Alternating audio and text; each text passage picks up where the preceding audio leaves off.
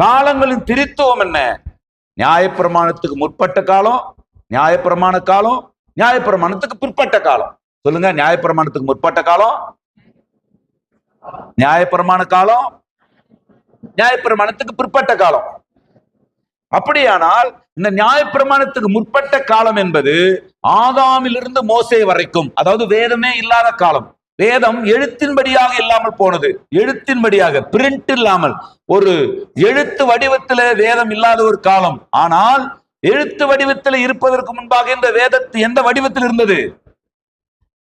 எழுத்து வடிவத்தில் வருவதற்கு முன்பாகவே இந்த வேதம் எந்த வடிவத்தில் இருந்தது?